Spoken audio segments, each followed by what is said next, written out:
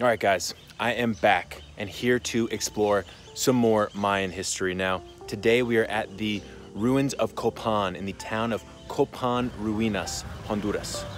This might be one of the least well-known amongst all the Mayan sites. Sure, you got Chichen Itza, you got Palenque in the jungle, but archaeologists actually say that this may have been the most important civilization for the Mayans during all of the history.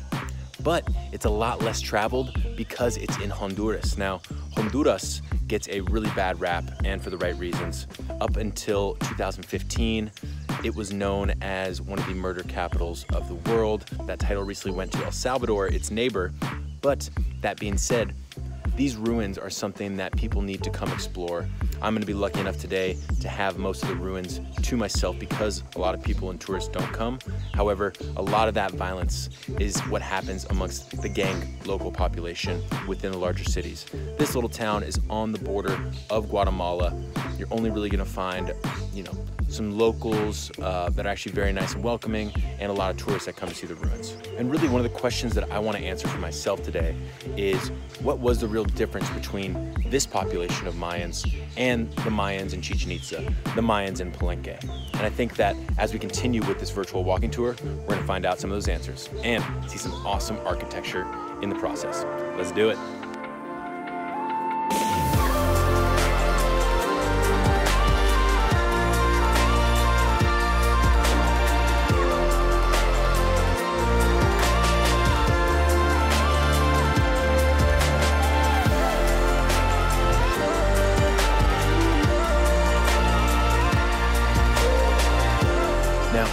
The animals here are something that tons of bird watchers love to come to Copan for.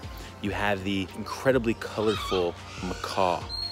I am out here trying to find one. A buddy of mine who just came said he was able to pet a couple. It wasn't like a parrot where it repeated everything he said, but it's very beautiful.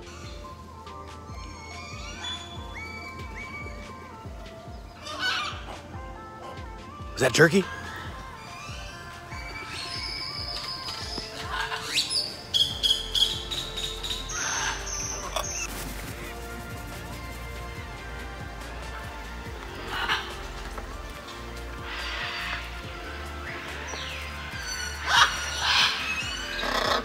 The wildlife here is absolutely insane. Way better than the other Mayan ruins I've been to.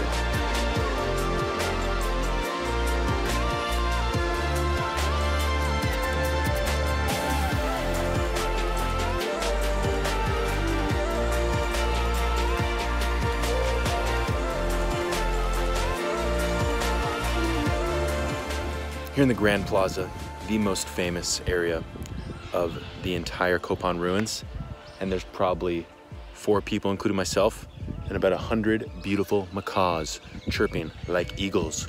Caw-caw, caw-caw. Very similar to how the howler monkeys were howling at Tikal.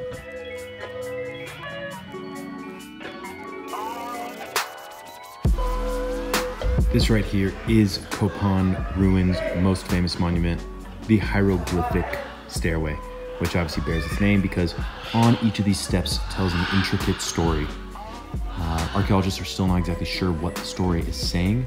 However, archaeologists also are doing 3D mapping technology right now so they can fully understand exactly what was going on this hieroglyphic staircase, who the story was written about, and what it says about the former rulers of Copan.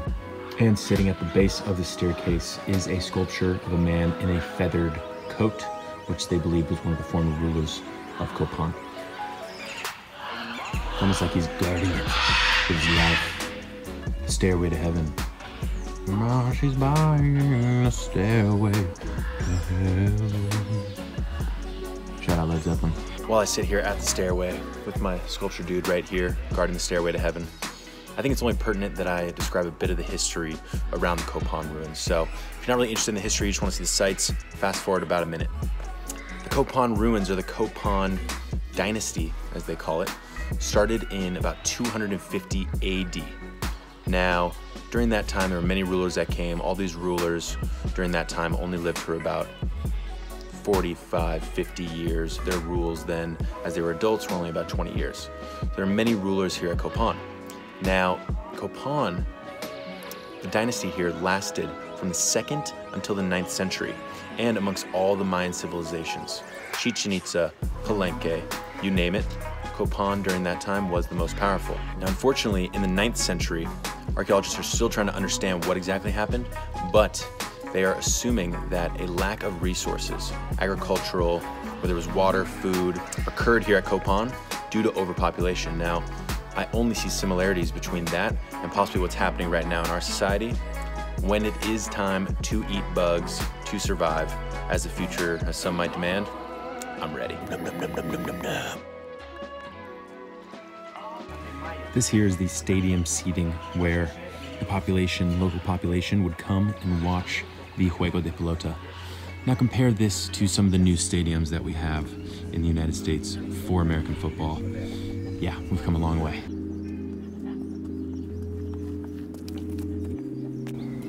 Gives you an idea of what this all used to look like right here.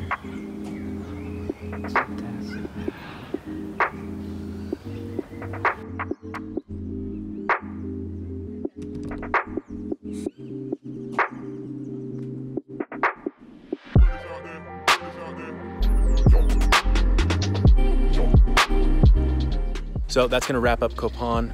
In terms of comparing it to the other ones, you don't get the large ruins like you do at somewhere like a Teotihuacan, the large pyramids, Chichen Itza, but I think here the sculptures and the actual specifics that you get on each of the sculptures are very well preserved and well kept together.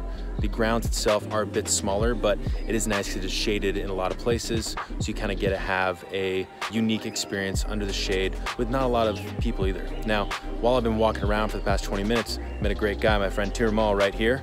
He has a website, visatraveler.com. If you are ever curious for a need in a visa of a country, depending on what country you're coming from, you gotta check it out. Website right here, visatraveler.com.